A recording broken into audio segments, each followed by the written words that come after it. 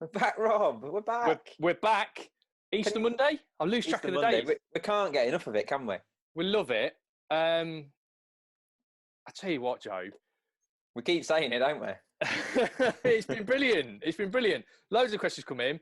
Loads of positivity. It's been brilliant. And although the weather's been brilliant over the last couple of days, so I've not wanted to be stuck in the tackle shed talking to you, really. I wanted to spend it with the family in the paddling pool. Yeah. Weather's took a bit of a turn now, hasn't it? So, bit cold outside, isn't it, today? I tell you what, I've not got my shorts on. Have you got your shorts on? Not today. Full on joggers on today. Yeah. Tell you what, I went to the park this morning. Not the park, just the field near us. Yeah. We have a kickabout every day with my little one. Yeah. Didn't even last 5 minutes today. Really? So cold, isn't it? Wind's biting. Yeah. But anyway. Yeah. Freezing cold. We're hoping, because we've been taking the dog for a walk every day. We've got some fields at the back of us. We're hoping that the sun comes out a little bit later and we can get out there and have a bit of a walk. Yeah. It's nice to get the fresh air in it. But we've got big plans today, haven't we? Big plans. Tell us what the plans are. Well, should we just leave it? We'll tell people that we could have a couple of guest appearances. Yeah. We haven't really planned it in or booked it in or anything, have we? We're just sending out the password. Yeah. People we know, and if they pop up, they pop up.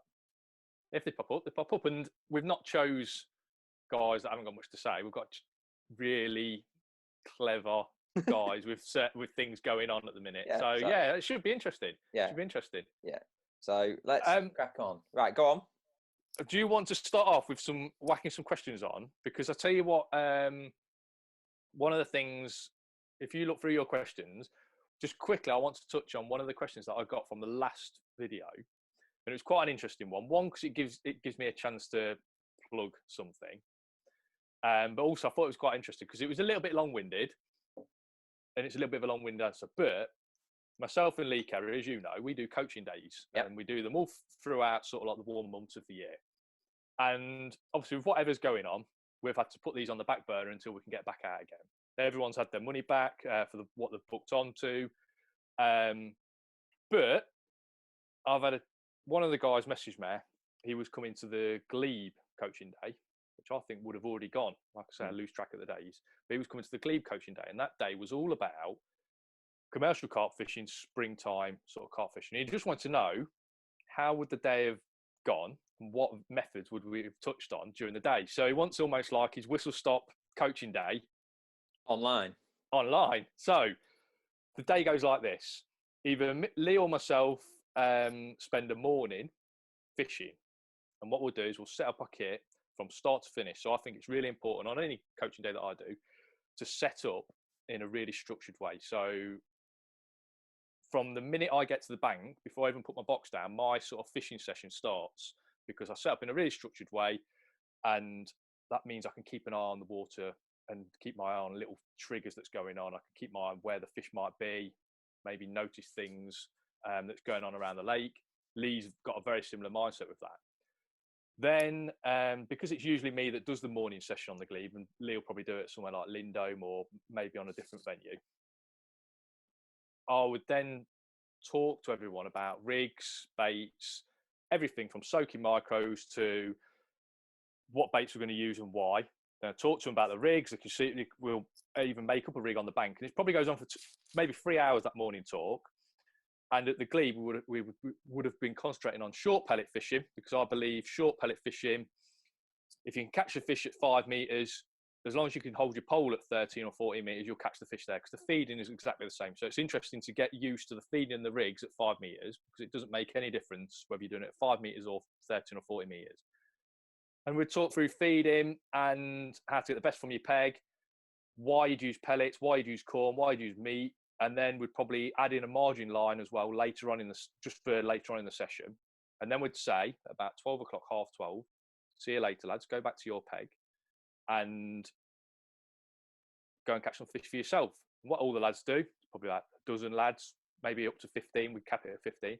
They'd go back to the swims and they'd catch a few fish. And then me and Lee would walk around individually and spend maybe half hour, an hour with each guy throughout the course of the afternoon, talk to them about different things. They might not have picked up enough from the morning session. They might just want to learn a few extra bits for the afternoon. And then we'll talk to them about key times and little triggers, what time of day the fish are going to come in the edge and things like that. So that's what we would have covered. Unfortunately, we're stuck at home. We can't do anything about it.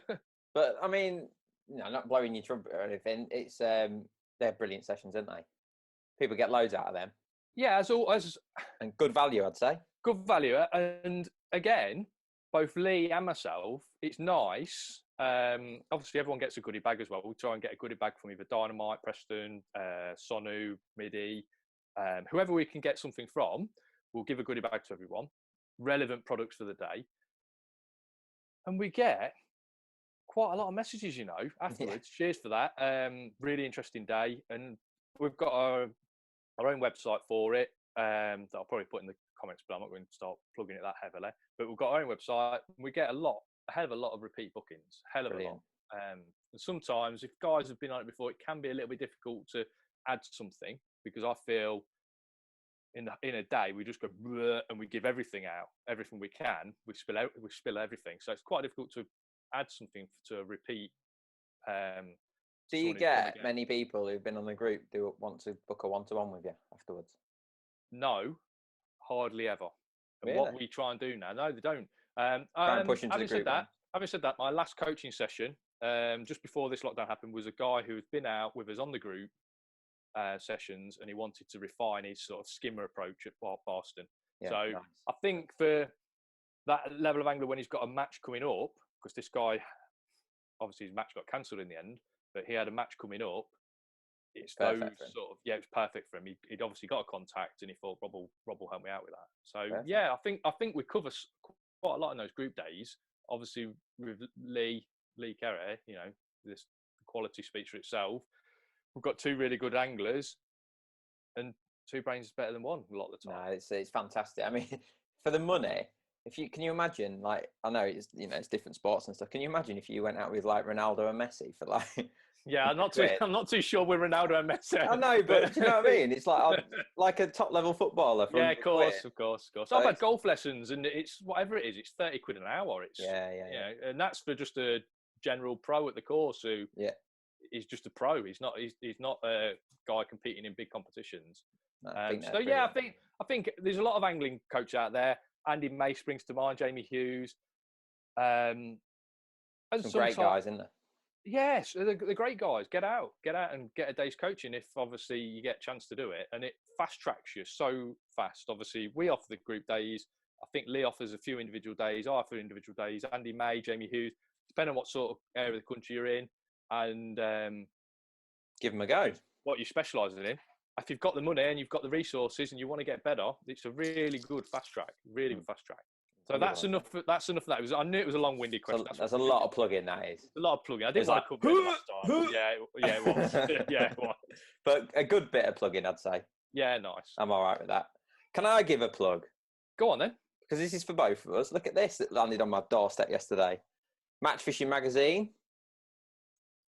Can you see it? Yeah, I can see it. Yeah. Look at this. Am I in Match Fishing Magazine this month? We both are, one after each other. Really? So there I am. Doing a feature on braid and mono, and then you are. I remember you telling me about that. Doing an expanders on the next page. Looks like makings. Let's have a look. Yeah, makings. Oh, it's expanders in a feeder fishing, skimmer feeder fishing with expanders. Nice method, that. Yeah, it's a beautiful method. So there you go. Hang on. What did we both catch? I think you've caught. We both had a lot of skimmers. Yeah, you've had a nice net full of skimmers. Look! Something's happening. What's happening? I'm in. He's in. He's in. How's the Wi-Fi? How's the Wi-Fi? Is it good? Yeah, all right. Superb. Look at that for a tackle room. I tell you what, he's got a tackle room. Is it honestly, a tackle room? It's my garage, but look how tidy it is. Yeah. Not like me at all, is it? No, it isn't like you at all. No. Look at this. Look what he's got there on the wall. Did you see that? Bins. Yeah, limb bins, yeah. Look at that. Look at that for a desk. So, ladies and gentlemen, we have been joined by Adam Richards. How are you doing? I'm fantastic. How are you? Are you bored? Oh, look at that. Someone started the car outside. He's got a little cushion, for his chair. Do you see his little cushion? Oh. That's got to be his wife's chair, hasn't it? It's hasn't it? Yeah. She looks after me. Oh, that's fine. I can't hear them now. How's everyone doing? We are Yeah, very brilliant, well. brilliant. We're pleased you've come on now because we've got a load of questions for you to answer. We're going to grill you for your expertise. What Because are we talking about? Drinking? No, not drinking. We built you up massively last time. I think in every one of these videos we've done, we've mentioned you in some way about what was the first one? Was it about how aggressive he is? Yeah, match winning. To win, match winner. He's my number one guy for either winning a match or coming last. Coming last, thanks. But you do, don't you? That's true though, isn't it? Because you fish to win, prize. don't you? Second is No, well, I suppose. Yeah, we don't want to be second. So why is it that you fish so positive all the time? Because you only have winning in mind, don't you? Yeah, I don't know. I think you're there to win, aren't you? We all go fishing to win. So I'd rather give myself a chance of winning, and at least I've given myself the opportunity there. I'm not coming away thinking, well, if only if I'd have done this, if I'd have done that. You can always scratch a few more bites out, maybe win a section, but for me, I'd rather win the match. Yeah. I used to fish like that a hell of a lot, but obviously as time's gone on, and with what I do now, it's just I don't know if it's gone out of me or whether I just don't get the opportunities to do it anymore. But it's definitely the right mentality in individual matches. Just roll the dice. If it works, and push your peg as far as you can. I think there's probably a lot of pegs that can win a match wasted because people don't fish to win. They just fish to sort of get a few bites, enjoy the day, maybe beat the people round them. They might try not to embarrass themselves. I think that's a lot to do with it. I think you've got to give your peg a chance to win. The same as if it's a peg that's not so good. They all win a match on the day, so why not fish to win off them? Yeah. And I think sometimes the pegs that are the worst pegs, they're the ones you might as well fill it in and try and because you would not go and do anything anyway, are you? You might as well give it a go. Yeah. I always think there's a window in the match where the fish will really feed, and that's the spell you've got to make the most of. So if you're fishing aggressively, you're feeding positively, you've got positive rigs, positive elastics, that type of thing, you make the most of that good spell better than what other people do. Yeah. I always think like take the Oaks for example. Like you obviously take that place apart, and everyone else is like doing this, doing that. You go with your approach, and you fish really heavy elastics. Your solid elastics, which obviously aren't in favour now, and everything just seems a step above everybody else in terms of how you play your fish. Everything's done to get the fish in really quick. Yeah, I mean, especially on those new lakes, it's like the weights are massive. And you're going to catch all match and you get your good spell still even on there. But instead of, on some venues, your good spell might be 50, 60 pounds. There, your good spell might be an hour where you catch 150 pounds. Yeah. And you need to be geared up to catch that 150 pounds. So what weight was it you had last year? 586 pounds, I think I had. Right, so hang on. This brings us on perfectly to something a guy asked me yesterday at the bottom of my video in the comments. Weights that have got massive now, sort of like I think he mentioned £200. Do you think it's right? Is it the right? Is it what we should be doing? That was how he sort of like termed it. Is it the right thing? For me, what's the difference between? I think I can't remember exactly, but I made maybe 220 fish that day. Yeah. What's the difference between catching 220 carp, 220 roach, 1,000 bleak? Yeah. It's all relative. The weight's relative to the size of the fish, and the actual fishing isn't any different for me. No, I think you'd bang on unless water quality suffers and the venues suffer because they've rammed loads of fishing to get those weights too artificially. But the venues that I think catch those massive weights, they're not like that though, are they? Because there seem to be venues that catch big weights all the time for several years. It's not like the fish have got poorly and they've had to ram a load of fish in again. They're consistent venues. You're catching these weights all the time. Yeah, I mean, them lakes at the Oaks have just gradually got better and better and better every year. Last year I had that big weight. The year before, when I went in summer, I broke the record and I had, I think, 440 or 460 pounds. So in the space of 1 year, it's gone up by sort of 20-30%. What size are the fish? 2 to 3 pounds, 2 to 4 pounds. Oh, Oh no, £2 to £4. £2 to £4. Where's he gone? He's gone. No, he's gone. Sorry about that. I had a phone call. It's the Oaks. Yeah, so sort of £2, £3, £4 sort of size. Not massive, but when you get them on as quick as you can go in, they soon build up. Yeah. So what sort of tactics are you fishing to catch them weights? What I'm going to do is get my top kit. I've just elasticated some the other day, so it's a perfect time. Oh, perfect. What a lad. Look at this. Look, Sonu in the background. Look at that. Sonu bucket, yeah. So, I've got off the solid elastics a bit now. Have you? That you mentioned. And I use this beauty, which I can't really take credit for because Joe told me about it. So it's an elasticated number 3 section. Just hold it up a little bit higher, Adam, so we can see it. That's it. So, can we Yeah, see the perfect. bush? Yeah. Hang on. So show us the bush again. Because people might listen to this, so we'll have to explain. So it's a massive bush. Yeah, what number 3 the outside bit, if you can see here, that is actually an insert, a pipe insert. That you put so what you've done is you've took the number 2 section off totally. Yeah. And you've got a number 3 section, so it's about 1.20 m long. Yeah, 3.5 foot it is, I would say. So okay, yeah. and then because you can't get a bush to fit inside that, you've put an insert of pipe. Yeah, that's a pipe insert, what you'd use for plumbing when you're putting push fittings on your pipe. Yeah. Put that in, aerodate it in place, and then a big bush, that central bit you can just see here. What a monstrosity. Yeah, but Rob, honestly, even at like Lindome and that thing was amazing, wasn't it? Yeah, well, obviously it was you that told me about it, and you used it for F1s, a bit lighter than this. You had I think you used to use 11 hollow in it. Yeah, the idea being that you still got the softness because obviously the tip was so stiff, but you only had so much elastic could come out and just stop. So when it came to netting them, you didn't even have to break down. You could just lift the top kit up. So it's similar to a very heavy duty short F1 kit then. Yeah, but it's the length, isn't it, more than anything? Because it's so thick, it lets your heavy elastic work properly. It doesn't bend, so you don't get any friction. And even though your elastic's heavy, it still comes out. Your top. Are you breaking down your pole? You're breaking it down, or just lifting it up behind you? I used to just lift it up behind me. You can't now. Fish are too big, and obviously they're all proper carp, so they do pull a bit. Yeah.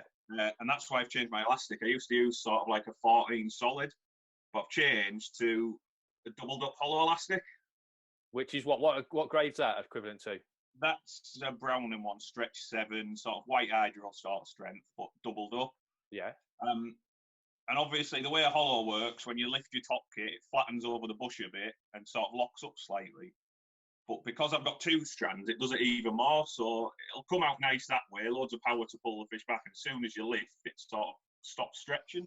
Right. I guess it's not one for the purists, is it? But this is like match fishing at the extreme, isn't it? I guess. Yeah, and it's not.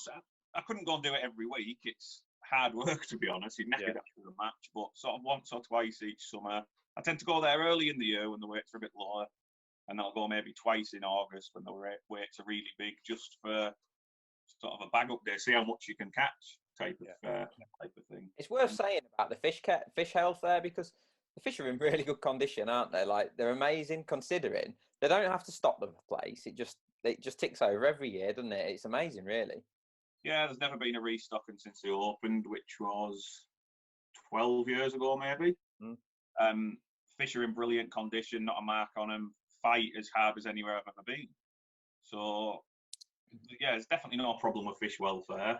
There's a net limit of £70. So most people have maybe £50-60 a net. Fish are well looked after that way as well, and generally get fish for maybe 2 or 3 times a week. Yeah. I've noticed on venues that are quite heavily pleasure fish by maybe anglers that aren't quite as experienced. That's when you do seem to get problems with fish, as they get bashed around. People want a picture of them. They put them on the concrete and a towel, and they drop them. And I know match anglers get a real bad rap for obviously mistreating the fish, but I think it's a little bit unjust because we hardly ever touch the fish anymore. Fish is in the landing net. We unhook the fish. We don't lift it up. We put it in the keep net from the landing net. The fish is in the net for sort of maximum 5 hours if you've caught it on the first cast of the day, and then we put them back. It's not a case of a pleasure angler sitting there all day ramming a net full of fish.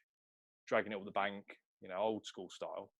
And I think even with extreme type of tackle, sort of this type of thing, it's not that heavy. It's still set soft. No, I can see when you pull it out, it's really soft, yeah. Yeah, exactly. So, but there's not much of it. It doesn't stretch that far. It powers up quicker.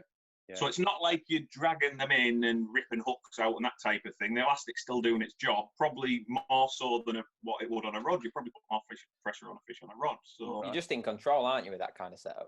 Yeah, exactly. All it does is, as it comes out, as you're seeing, that first bit comes out okay. As it gets to sort of 3 or 4 foot of it out, it just powers up a lot quicker than what a standard single length of elastic could do. And obviously, because it's hollow, it's not going to snap.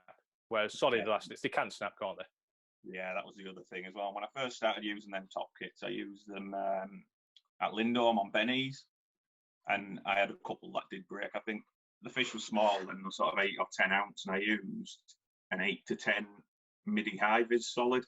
Yeah, and it was absolutely brilliant for them. But you might catch 200 or 300 pounds, and all of a sudden it just breaks because it can't take a hammer. It's intense fishing, that is, isn't it? Yeah. When you think of that, that's 400 fish, isn't it? When they were that small. Yeah, I think I fished a few rovers on there, and I counted one match, and I had something like 620 fish. Oh, don't even talk to me. That's crazy. Right, I tell you what, leave me on because of the gear. A bloke here, and you use. Do you still use your Malman floats? I bet you. Well, you do, yeah. Yeah. Side eyes, because obviously we're talking about bagging. Are you changing like the float that you use? He wants to know about side eyes really, but I think the float in general is important. So, side eyes, bristle side eyes, side eye in the body, rubber on the stem. Same float that I use. This one's a bit battered. I've obviously had it a long time, but I've used them about 15 years, I think. That for all my shallow fishing, and they've just got a standard side eye, nothing different about them. Yeah. Obviously, Gaz's floats are really well made. They don't pull out. Right, show that. Put that up again. So it's a little dibber style. Yeah, I've got some. Yeah. Yeah, standard side eye. Wire stem. Is it? Yeah, it's a wire stem. Sorry. Yeah. Flexi wire on his new ones. And that's pretty much the float I use all the time for shallow. On the new lakes where it's sort of real bagging type fishing and the fish come really shallow, as I say, I just fish sort of an 8-inch piece of line with a blob on it. And obviously a blob never ever break. Proper fishing. So what bait are you fishing for them? I've tried a few things. I think, to be honest, casters were probably the best bait I used, but the amount you needed was ridiculous. It just wasn't really worth doing, so I just fish meat now. And they're that size, sort of 2 to 4 pound fish love meat on this. Do you think you get a bit slightly bigger stamp? Yeah, definitely. This is what we talked about. It's quite interesting, this, Rob, isn't it? Because someone asked the other day, Adam, that we sort of told everyone to try maggots and casters, but people were worried about the cost. So we sort of said, give meat a try. And that's exactly what you've just sort of said. Yeah, exactly. And the other thing is, the fish there tend to feed really shallow. So obviously, with meat sinking slow, it's sort of coming through the catching area for longer. And combined with that blob, you find most of your bites come as your bait falls. So you can sort of throw your meat in, lift it out, drop it in. You've got no shot on your line. Hair rigging your meat? No, again, I did do, but it's just not as quick. So I just put a big hook on now, hook it with plenty of hooks showing. So I'm getting sort of the same effect. Right. What do you reckon's that, Rob? Yeah, well, I've been toying with the idea with a method feeder fishing. You know, when you're fishing like expanders or soft baits on your method feeder or pellet feeder, just a massive hook and just using. So you've got your pellet there, but it's all hook. So hair rigging it. I've been toying with the idea of that. That's I do like to hair rig my. So go on. 12 and sort of nick my meat through the corner. It could do the same with an expander, I suppose. And then obviously, like you said, it's just all hook showing. And your bait's sat sort of at the back of your hook where it would be on a hair rig anyway. So once this is all over, Adam, where are you going? I think I normally wait till August to go to the Oaks, but is that big weight season, is it? I might go straight away, make the most of it. Want to be fished for a while, and it'd be nice to go out and just catch one every chuck after we've been fishing for a while. So hopefully that's before August. Well, let's hope so. What's work like? You've still got to go away a lot? I'm off at the minute, being furloughed, so we're off at the minute till 31st of May. So you work on the oil rigs, don't you? Yeah. Are they open or are they still shut? Still open. They've cancelled a lot of work. They've got the people on there who are essential to run it, and sort of cut down on men.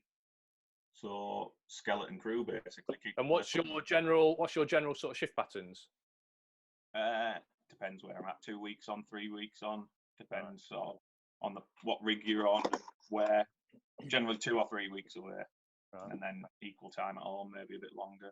So that's nice for you to get it. Obviously, when you do get back, you can get your teeth into your fishing. Then, yeah, it's just hard. Obviously, you go away for 3 weeks. A lot can change in 3 weeks now, can't it? So, especially this time of year, sort of coming into the warmer weather and going away from the warmer weather as it cools, things change a lot in 3 weeks. Middle of summer, it's not so bad. It stays the same. But yeah. I mean, we've had some beautiful weather, haven't we? Last probably 5 or 6 days. But I don't know whether how much of an effect that would have had on the fishing, because obviously the water's still cold. Was it maybe 2 or 3 years ago we had a really warm sort of end of March, and everywhere seemed to go crazy early on. Yeah. But yeah, I think length of the day makes a big difference, doesn't it? Amount of daylight and that type of thing. So, yeah, all them little triggers, all them little cues that they're going to stop feeding. It's just nice for us to be sat out in. Yeah. You see these pictures of the commercial fisheries, don't you? And the fish are just sat there. You can see them at the minute, can't you? They're just chilling on the top, aren't they? They're just chilling. I've seen a few videos from Messingham Sands when he's feeding them, and it's unbelievable.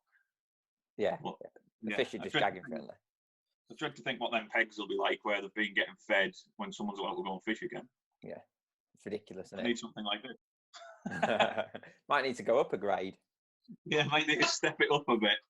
So, Adam, before you go, give us 3 top tips to win these guys more matches this year when they can get fishing again.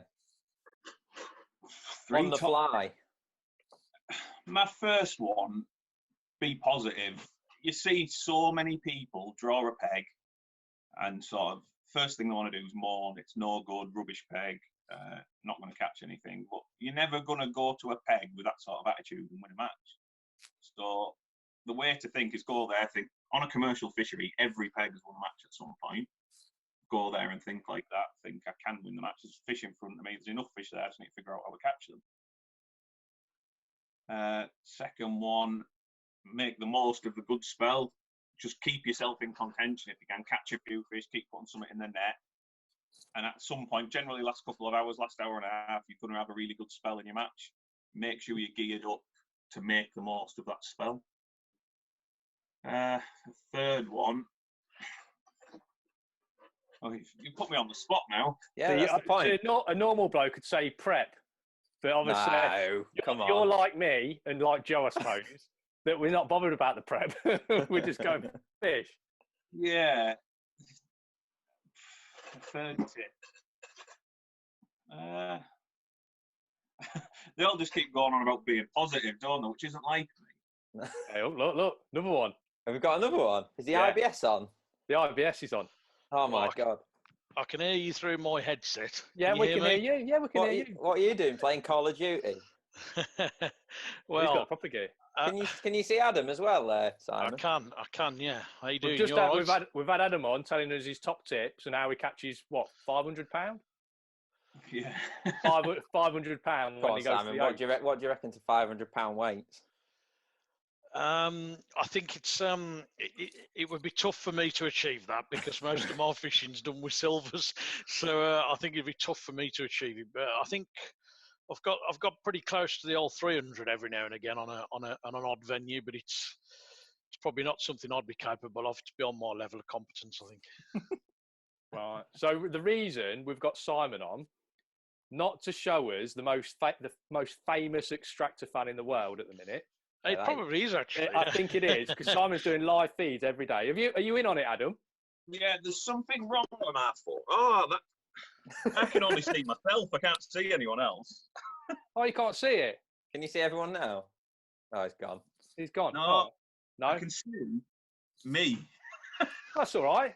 You I'm only not need to to see see Joe yourself. now. I don't know what's happened now. You only need to see yourself. You're on the gallery view if you can get on that. Yeah, I think that's where you're talking about catching £500 being beyond you. I think computers are beyond me and phones. Yeah. You've done all Oh, right there so we far. go. I've got it.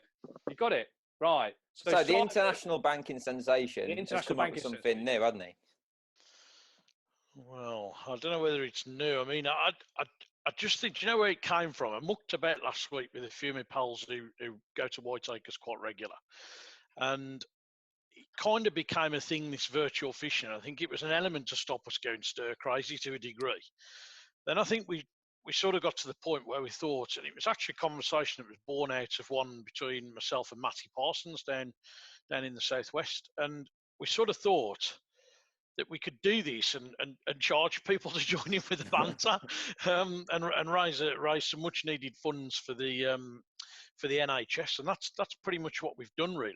So it's So just for people who don't know, because you might not believe this, but I'm not actually on Facebook at the minute. So this has totally gone over my head. Like, so what is it exactly? You're running a virtual fishing match, or? Yeah, so I've done a 160 peg festival at Whiteacres purely because the Whiteacres festivals have got cancelled. I've charged people £10 to go in it. So we basically start off the fundraising with £1,600 that all goes into the NHS. I think the important point to land in this process is that nobody's actually going to make a material gain from this at all, with the exception of the front line. So all those people have donated their own money, their own £10 to join a competition that exists only in my head, which is a slightly dark and worrying place for most people in society, I would imagine. But the only things that are legitimate about it is the money going to the NHS, and then the draw. Simon, let me stop you there. The money going to the NHS, because we want to touch on that properly. Yeah. How long did it take you to raise £1,600? How many hours did it take you to raise £1,600? So I launched it on the Friday night, saying, this is the idea. Put your name on the thread if you want to take part. And I said, I'm going to cap it at 160, which meant I could do 5 lakes, 32 pegs a lake. Okay, really straightforward from an admin point of view. And I said, I'll cap it at 160, but I want at least 50 people, or I'm not going to do it. If I can't raise £500 for the NHS, I'm not going to do it. Within 2 hours, I'd got more than 160 people saying, I'll pay £10 to go in it within 2 hours. So the next morning, I went to bed then because I was overwhelmed by the response. I then private messaged everybody because I didn't want to put like the bank details on Facebook. So I sent them private message to everybody. And within 12 hours of me sending that private message, I'd got £1,700 in the bank. So some people had paid more than £10. They said, I'll pay 20 or I'll pay 50. And I think at the minute we've got £1,720 in the bank account. But that really took less than 24 hours to achieve that. Brilliant. Amazing. Just shows what can happen, doesn't it? Well, I think it does. And I think the context of this is quite important as well. I mean, I'm quite lucky. I mean, I know, there's a bit of a thing with this alter ego about the international banking sensation. It's a joke against myself, let's be honest about it. But I'm quite lucky, really, because I have got a pretty good job, and we can have a sort of a giggle about that factor. But some of these 160 people that are out there right now, they're furloughed and they're not earning as much money as they would have been previously, or they're self-employed and they're not getting anything at all. But they've still found a way to push £10 into something that's going to ultimately be a benefit to somebody else who's trying to tackle this problem at the minute on the front line. And I think that it's easy to forget about that, that some people are actually facing hardship themselves, yet they've still stepped up to the plate here and decided that they're going to help other people, even in the face of adversity. And I think that's a very noble thing. Brilliant. Massive, yeah, brilliant. Right, So you in on it, Rob? I'm in on it, yeah. I've drew. So to talk about how it goes, because I've drawn today. You did the live draw yesterday. You're doing live updates on your Facebook page. I am, every day. Yeah. I drew, obviously, my drawing arm. Your drawing arm probably isn't as good as mine. I drew match lake peg 9 on the first day. My God. Which, hang on, I think I've finished second in section of 9, or I might have even won the section of 9 in the past. So there's a half a chance. It's not I mean, on day one, I think if you know, I mean, we all know Whiteacres, so we're quite lucky. If you know Whiteacres, and on day one you draw something like peg 9, you're probably not overly optimistic, because on day one, we're probably going to be thinking either 1-13 predominantly, or maybe 7 will nick that section because they'll be fishing up the island. They've got the most room, and they tend to be the form pegs. But you're right, Whiteacres is a funny thing. So let's talk about how it happens, and then I'll talk about your peg specifically. No, don't talk about my peg. So the whole thing, the reality is the money for the NHS is a reality. They get every penny. There's no prize money for anybody that does well in this festival. It's likely that some of the big names in our sport might have a few trips along the way this week, and I'll explain how that's going to happen. Because the draw itself is legitimate. So I've got my big bucket here, okay, on the island in the kitchen. My wife's delighted about that. Every night, or during the course of the weekend, I've done live draws for every section. I've done it properly. So at the start, there were 160 names in the bucket. The first 32 were following. The second 32 were Section B and Section C and Section D, and so on. Just like a normal Whiteacres festival. Yeah, like a normal draw would be done, yeah. And then once I'd got the 32 pegs for each of the 5 sections, obviously they will rotate together as you normally would through the festival. And then I did 5 live draws yesterday, 1 o'clock, 2 o'clock, through to 5 o'clock. They took about 10 minutes each, where I drew the pegs out for the anglers in the order that came out on the previous evening. So, for example, you were in Section A, Rob, with myself, and I drew the peg numbers out in the order that they came out in the draw from the previous night. And then I'll roll that down about 6 or 7 anglers today, and again the next day and the next day, so that everybody gets a chance to go into the bucket early. But the only part of this that's legitimate, other than the money, is the draw itself. I don't rig the draw. I don't put the superstars on the worst pegs and the not so superstars on the best pegs. The draw is legitimate, how it would be in a normal fishing match. That's where the legitimacy of this campaign ends. Does it go to World Wrestling Entertainment after this?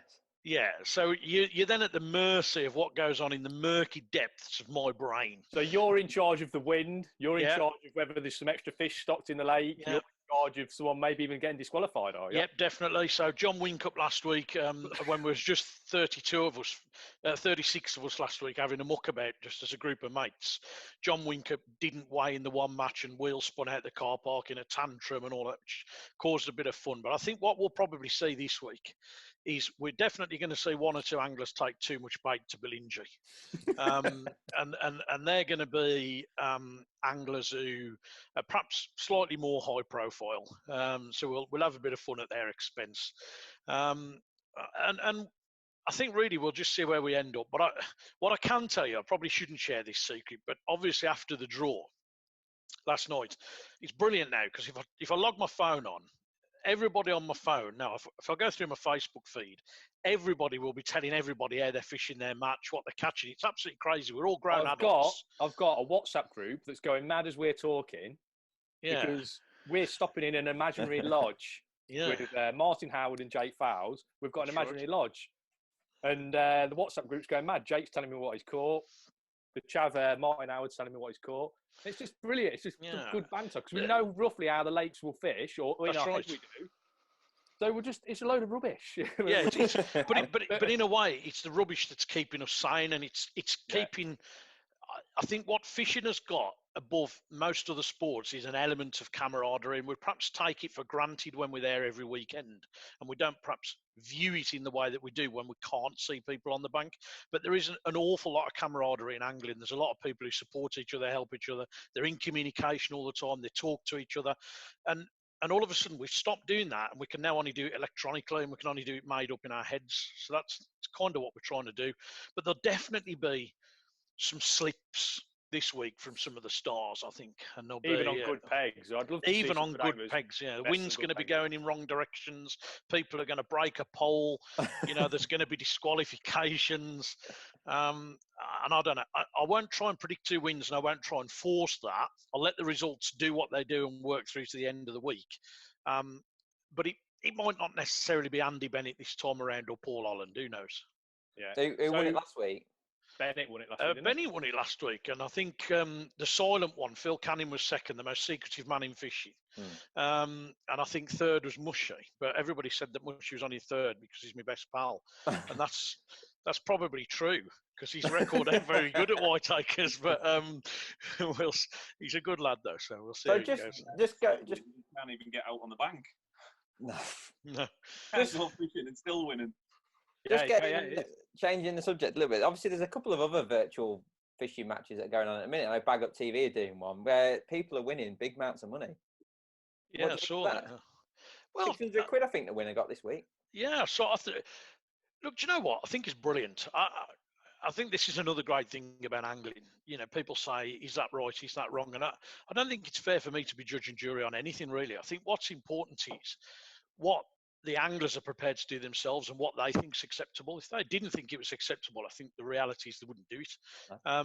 But from my perspective, I didn't want this to be about anybody making a material gain other than the people that are desperately trying to keep us alive at the minute. And I think that they were the people for me that needed to make the material gain. Would that stop me going in somebody else's tournament where I could win a few hundred quid, or I could laugh at somebody else not winning money, like, you know, Mushy, as an example, went into that match. And I don't think that's a bad thing at all, and I'd probably do it myself. So I don't think there's a right or wrong. One thing I would mention is Michael Buckwalder came up with something a week or so ago around trying to get the biggest ever fishing match in the UK, and I think it's even gone worldwide now with some of his international South Africa, contacts. isn't it? Yeah. I think it's really important to sort of look at, you know, that's okay. I can find a way of chucking a couple of thousand quid at the NHS. That's great. What Mike's talking about here, what Bud's talking about here, is potentially raising somewhere in the region of 20, 30, 40,000 quid and doing something that nobody's ever achieved in their life. And I think that that's the type of thing that we really should all get behind, you know. So I think there's a place for everything, Joe, is the answer to the question that I would give, really. Brilliant.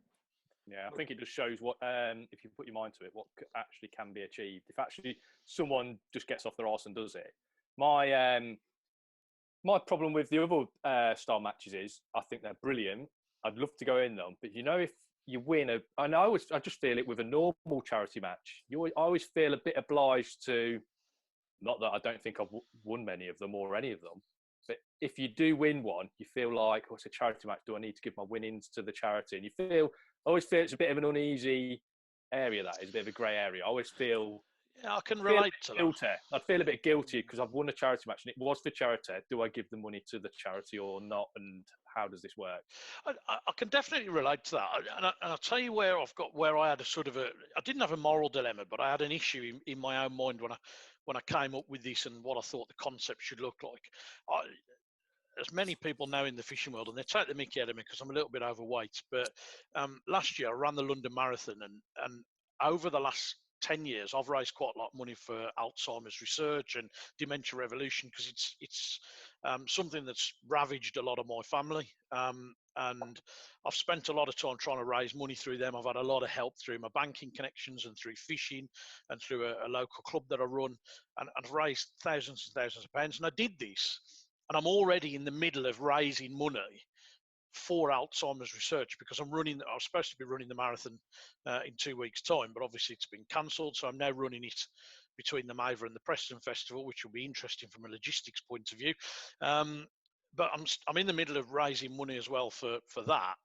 And then I've had to stop, put that on hold, go back onto Facebook, where a lot of people on my Facebook are not fishermen, and they think, oh, now he's raising money for this. That's a bit of an interesting twist. So there are these occasions that probe your mind and create sort of dilemmas that you've got to sort of try and conjure up a response to, or what the appropriate action is. But I just think you've got to go with your gut instinct. You've got to believe that what you're doing is the right thing, Rob, in that situation. And I've no doubt that whatever you've done in the past, it'll ultimately have been the right decision. That's what I would say. Yeah, of course. And what I like to do as well in those situations is not put myself in that position. So by just going into the one that you're running this week, where you know from the start everything goes to the charity. You have not got to make a decision at the end of this. Everything goes to the charity. It's only a tenner, but once it all adds up, it's quite a bit of money. It's a lot of money, yeah. The decision's out of everyone's hands then, and it's just there'll be no accusations. That way you can have more banter, because you can say, oh, he's broke his pole, the wind's changed, and no one's going to moan at you. No. Because there's no no one's going to benefit out of it apart from the charity. And I think that was definitely a key design principle, was to make sure this didn't become about what an angler could gain. It was more about what an angler can give. And I think fundamentally that's really the way I wanted to position it from day one. What I can say to you is that there are a range of abilities that have got into this festival, this virtual festival, ranging from people like yourself that have got that sort of defined international pedigree, right down to somebody that's never ever been on a festival at all, never been to Whiteacre, has never seen the venue, has probably fished club matches for the last 45 years of their life, and he's now a pensioner. So we've got the sort of the full range, right down to Perrin Winnick, who's obviously Big Tone's son, and I think he's about 12 years old now, Perrin, and he's joined the festival. But what's happened is, in this, a load of the angling companies and the manufacturers and the bait manufacturers and sponsors and all of that, I couldn't tell you, I couldn't list it now in front of me, all the things that I've got now to give away.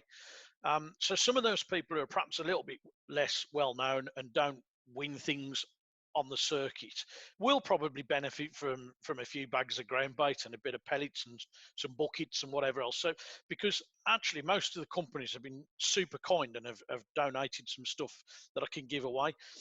And there's also one or two bigger things that I've had donated to me that have allowed me to find a way to generate more money for the NHS as well. So I've got, you know, a few bits of what you would call proper tackle rather than sort of terminal tackle that I'm going to be able to sort of either auction off or do a subsequent raffle for, and then just get that pot raised above the 1,700 that it's at the minute, or just over 1,700, sort of probably nearer maybe a shade over £2,000, I would think, by the time we've finished.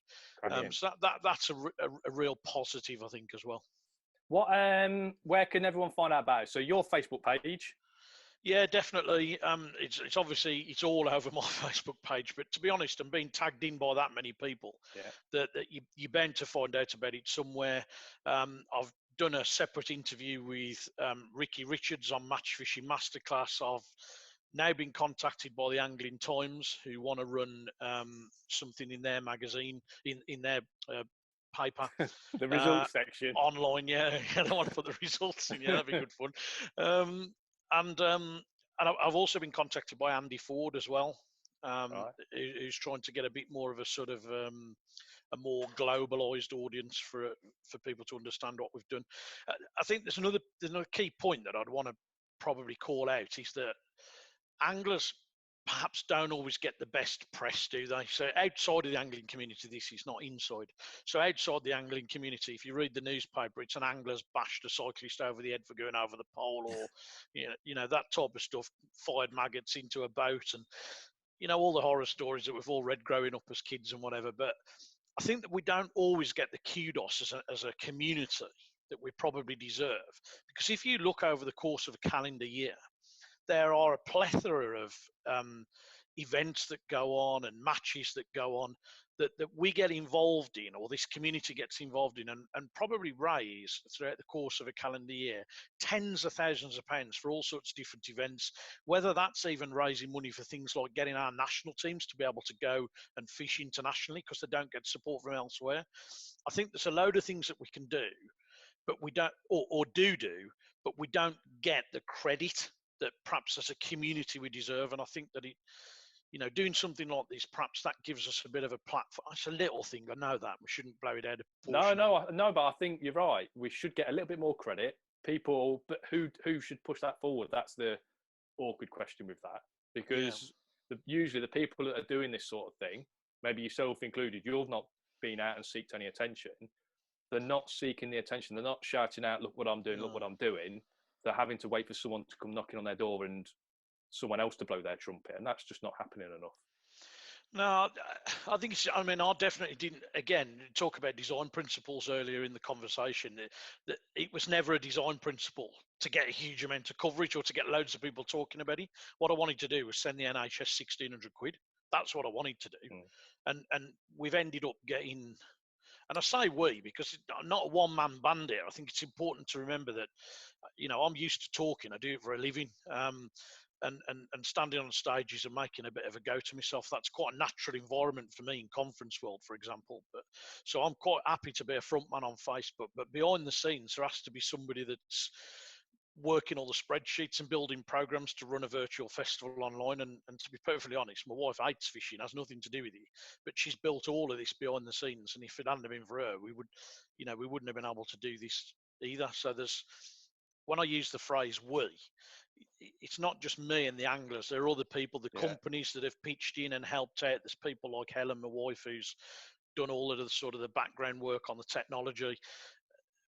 We've achieved some great things there. I didn't set out as a design principle to get loads of kudos or credit for it, but it has come and people have got interested, and now we've got to deal with that in the right way. Brilliant. Right. So one last question, Simon. What is the end goal? I think Ricky asked me this question, but from a slightly different angle. The end goal was to design principles were to entertain and for us to have a laugh and to maintain that level of camaraderie whilst doing something quite positive for other people. And the particular charity we're using is an amalgamation of a number of NHS charities that's been specifically set up to support the frontline NHS staff and the volunteers who are dealing with COVID-19 patients. So these are people who are really in harm's way of what's going on in society at the minute. And the design principle was to boost the funding within that charity to try and help them out a little bit. So there's no admin costs or anything like that. It goes directly into the front line. So really, what do I want it to end up like, or where do I want it to go next? There isn't really an answer for that. But what I want to achieve is by Friday night, we've had a real good laugh. We've brought the community closer together in terms of the fact that we can't go fishing, so we're all now friends with each other online. We'll celebrate the winners. We'll give a few prizes away that people have kindly donated to perhaps people who don't normally get them, and we'll send the NHS, or I'll transfer the NHS a couple of £1,000 and say thanks for everything you're doing. This is from the anglers around the UK. Brilliant. Let's crack on. Brilliant. So will you do another one? If this carries on, I think it might be the only fishing we get for the next few months. I mean, I'm already looking forward, Joe, to the Maver and the Preston Festival down at Whiteacres, because I'm pretty sure we'll be back fishing by then. The bit I'm not looking forward to is training for a marathon during the summer to get ready to hop from Cornwall to London, to run 26 miles, to get back to Cornwall and be ready to start the Preston the next day. I'm not looking forward to that, but if we're forced to do more online fishing over the course of the next few weeks and months, then so be it. Well done, mate. Right. All right. We're sorted with you. Just quickly before you go, where's your next venue? Where are you going fishing as soon as you can get out again? Well, I was due to be on the on the fish show at Viaduct last week, so I'll probably try and find a qualifier, Rob, as soon as I can. A big money qualifier. Nice. Yeah, that'll be my target. Cheers, Simon. I'll be in touch later. Hey, make sure I catch some fish today. We'll see. You're a legend. I'll see you in a bit. See you later, Simon. All the best. Bye. He's off. Is he gone, is he? What do you think to that, Adam? Virtual fishing. You know what? I've been watching it on Facebook, and it's absolutely brilliant how involved everyone's getting with pictures of the pegs, people putting reports on what bait they're going to take to the peg.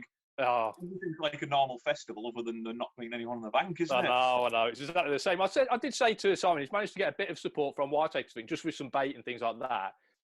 Would have been nice to get a couple of free drinks from the bar, maybe, because obviously it's almost like we're in the bar talking about the day afterwards. And I think maybe if Whiteacres would have put some bits and bobs up, it would have been nice. I think he won't be short of people wanting to buy a pint or two after it, though. No, I know. Fair play to him. No, it's brilliant, because it's obviously a lot of work. We laugh and joke, but it's a lot of work behind the scenes, isn't it? So fair play to him. Yeah, I think it'll be really interesting to see how fishing sort of changes after all this. I think with all this online stuff, and even things like these chats and all these companies doing live Facebook feeds and that type of thing, it'll be interesting to see what happens when we can go back out on the bank, and how much of this type of stuff will still go on. I wonder if there'll still be the same amount of media, because I've noticed a couple of other people just cropping up, because obviously they thought, well, I've got a phone, I've got a bit of time, now's the time to set a few things up. I wonder if they've got the time and energy and inclination to do that sort of thing once they're back out fishing again. Yeah. It's good, isn't it? Because we can obviously see a like this. We can see this continuing past the lockdown, can't we? So it's really good, and it's great to have guests on like Adam and Simon and have a chat as well. So really it is. Yeah, the guests. So the third tip, come on. Yeah, you didn't get your third tip. You've had loads of time to think of it. Come on.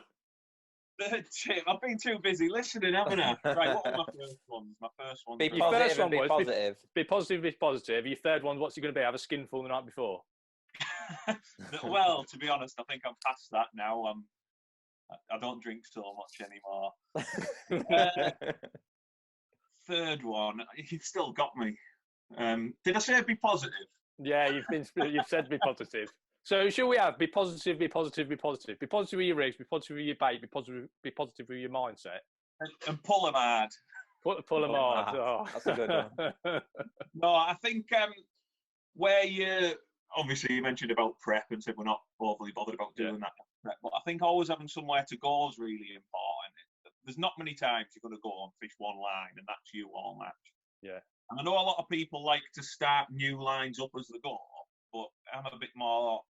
I like to have somewhere ready to move to, somewhere I've fed for maybe later in the match. Have somewhere dies I can go there and just keep something going in my net. Because, like I said, obviously my last tip, you'll get a golden spell at some point, but you don't want to spend the rest of your match catching nothing. If you just keep putting fish in your net and then make mostly good spells, obviously you're going to do well every time. So just always have somewhere in your peg in mind in case things go quiet, it dies, you stop catching, you've got somewhere else to go. Yeah, nice. I like that. Nice and simple. Well, I'm switching the views. Right, what are you doing? What are you doing for the rest of the day then? Are you doing anything exciting? Are you rig tying? Are you elasticating? What are you doing? Yeah, mate. I broke all my river rigs down to retie them. Probably about 3 or 4 weeks ago, I decided I wasn't going to fish any river matches this year. I was going back to just carp fishing. And then all of a sudden I've decided to buy some river river rigs. So too much time on my hands, I think. So yeah, that's my job for the rest of the day. Nice. River rigs. Right. Yeah. Well, thank you very much. Yeah. Thanks for coming on. How do I click off it? Next question. Just get your phone and put it down on the desk face down. That'll do. Don't do that. Actually gone off when I've done that. No, don't do that. It's in the corner. If you press the screen, does it say leave? No, I've got it. Right. I'll see you later. Enjoy. Thanks, Adam. Thank you very much. Cheers, mate. Bye. Is he just going to be there? His face there? It's still on. Not like match of the day, this, is it? Oh. I think he could be gone. It could be gone this time. Is he gone? Sounds like it. Right, rattle off a few questions, Joe, and then we can. I've got to go. I've got a big day, Rob. Big day. Have you? All right, then. Do some questions next time. Do it. We've done an hour there. We've had a few nice things there. Yeah, nice. Very Come on. nice. So, Simon, great cause. Great Beautiful. thing to be involved with. Get on his Facebook page. Have a quick look what he's doing. Really good. I'm involved with it. Fishing a virtual fishing match, which feels really strange. Adam Richards, fantastic. Obviously, we'll try and get Adam on again, I think, because obviously he knows a lot about fishing, Adam does. Very, I want to use the word underrated, but I think he's rated pretty highly. Yeah, very highly. Probably, yeah, he's just not a face you see in the press constantly. Yeah. And we want some interaction from you guys. So comment below, tell us what you think, tell us what guests you'd like on, tell us any little topics you'd like to cover. And I think until next time. Thank you very much, guys. How do we end it, Joe? Stay safe. Stay safe. Lines. Stay home. Stay safe. Keep watching. Keep watching. Yeah, keep watching. Stay safe.